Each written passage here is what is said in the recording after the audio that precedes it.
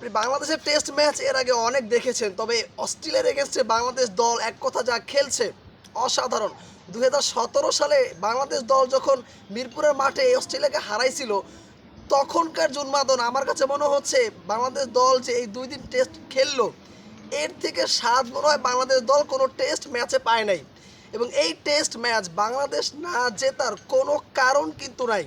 সত্যিকার অর্থে যদি বাংলাদেশ দল এই টেস্ট ম্যাচ না জিতে, তাহলে অবিচার হবে তাদের প্রতি, তাদের আস্থার প্রতি। আমার কাছে এটা দেখে মনে হচ্ছে হাসান মাহমুদের 6 উইকেট, তানজিদ তামিমের 101, নাজমুল শান্তর 84, মমিনুল হক সৌরভের 49 রান।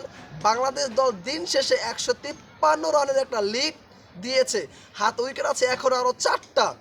মেহেদী হাসান মিরাজ, হাসান মাহমুদ তারা উইকেটে আছে। মেহেদী হাসান মিরাজের উপর পূর্ণ আস্থা আছে। তিনি যদি প্রস্তুতি ম্যাচের মধ্যে একটা সেঞ্চুরি হাঁকায়া দেয়, তাহলে বাংলাদেশের এই লিডটা কিন্তু 300-র কাছাকাছি হয়ে যেতে পারে। তারপরেও এখন পর্যন্ত যে লিডটা বাংলাদেশ দল দিয়েছে 153, চমৎকার একটা লিড অবশ্যই এই উইকেটের জন্য আমার কাছে যেটা দেখে মনে হচ্ছে।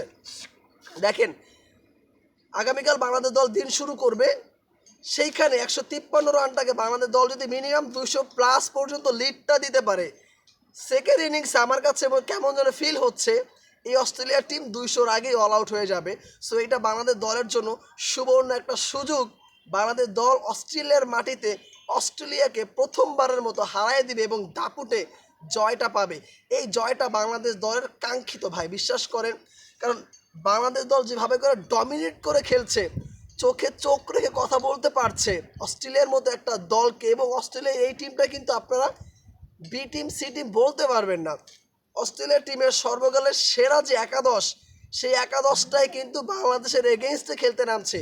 কে নাই এই স্কোয়াডটার মধ্যে? সত্যিকার অর্থেই এমন একটা স্কোয়াডের বিপক্ষে বাংলাদেশ দল যে ধাঁচের ক্রিকেটটা খেলা দেখাইলো, সত্যি প্রশংসার যোগ্য। এই টিমটাই কিন্তু জিম্বাবুয়ের এগেনস্টে নাকানি চুবানি খেয়েছিল বাংলাদেশ।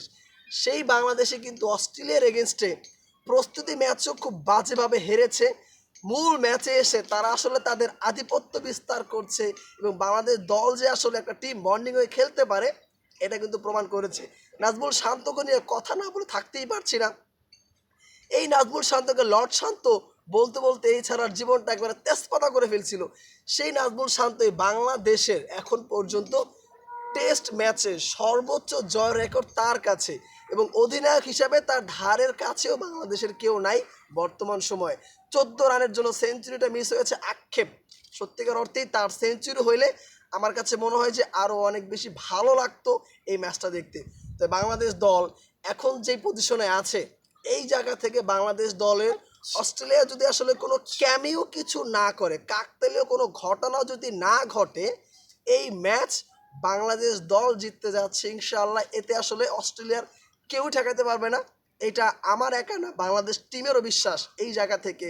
কারণ 153 রানের লিড, 4টা উইকেট হাতে আছে। বাংলাদেশ দল যদি 200 রান করতে পারে বা 250 রান করতে পারে, সেই রানটা তারা করতে নেবে টিম অস্ট্রেলিয়া কি 7-8টা উইকেট পড়ে যাবে না?